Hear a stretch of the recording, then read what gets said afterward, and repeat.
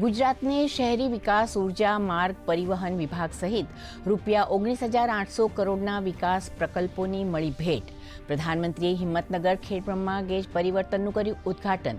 તો 38,949 ગ્રામીણ પરિવારોને મળ્યું પોતાનું ઘર. અસારવા સિવિલ ખાતે 858 બેડની ક્ષમતા ધરાવતા રેન બસેરાને મૂક્યો ખુલ્લો.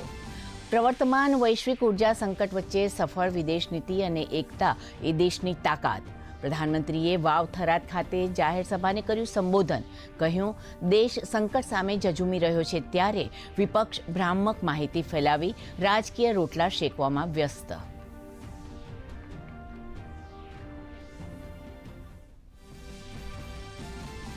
ગુજરાતને વિકાસની વણઝાર આપવા બદલ મુખ્યમંત્રીએ પ્રધાનમંત્રીનો માન્યો આભાર.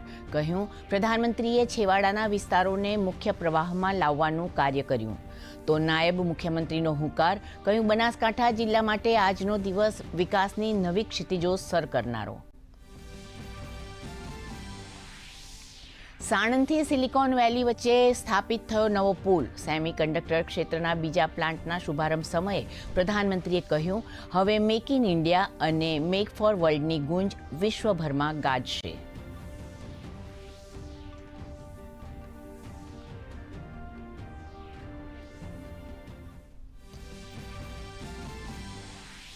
પ્રવર્તમાન વૈશ્વિક અસ્થિરતા વચ્ચે સમ્રાટ સંપ્રતિ સંગ્રહાલય સમગ્ર માનવતા માટે મહત્વપૂર્ણ. શ્રી મહાવીર જૈન આરાધના કેન્દ્ર ખાતે સમ્રાટ સંપ્રતિ મ્યુઝિયમના ઉદ્ઘાટન સમારંભમાં પ્રધાનમંત્રીનું સંબોધન.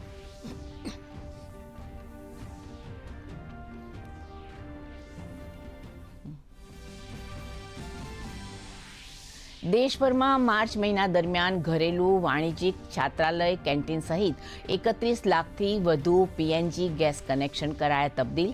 તો 5 લાખથી વધુ ઘરેલું એલપીજી સિલિન્ડરનું કરાયું વિતરણ. પેટ્રોલિયમ અને પ્રાકૃતિક મંત્રાલયે આપી માહિતી.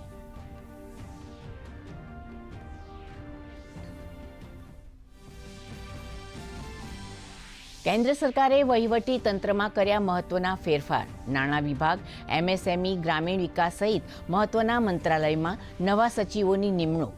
સંજય લોહિયાની નાણાં મંત્રાલયમાં સ્પેશિયલ સેક્રેટરી તરીકે વરણી. તો રોહિત કંસાલ સંભાળશે ગ્રામીણ વિકાસ મંત્રાલયના સચિવ તરીકેનો હોદ્દો.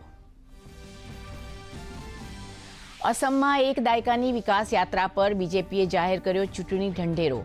ગેરકાયદેસર ઘૂસણખોરી કરી રહેલા લોકો પાસેથી જમીન મુક્ત કરવાનું આપ્યું વચન. 2036 સુધી રાજ્યના અર્થતંત્રનો $300 બિલિયન સુધી પહોંચાડવાનું લક્ષ્ય. તો કેરળમાં પણ ભાજપે સમાન હક, સમાન ન્યાય અને વિકાસ માટે સમાન તક આપવાની કરી જાહેરાત. અને રાજ્યમાં માવઠાનો માહોલ રહેશે યથાવત. 2 એપ્રિલથી સક્રિય થશે નવું વેસ્ટર્ન ડિસ્ટર્બન્સ. 2 થી 4 એપ્રિલ દરમિયાન સૌરાષ્ટ્ર કચ્છના વિવિધ ભાગોમાં હળવાથી મધ્યમ વરસાદનું અનુમાન. વાતાવરણમાં આવેલા બદલાવને કારણે ગરમીમાં આંશિક ઘટાડો. અમરેલીમાં નોંધાયું સૌથી વધુ 38.5 ડિગ્રી સેલ્સિયસ તાપમાન.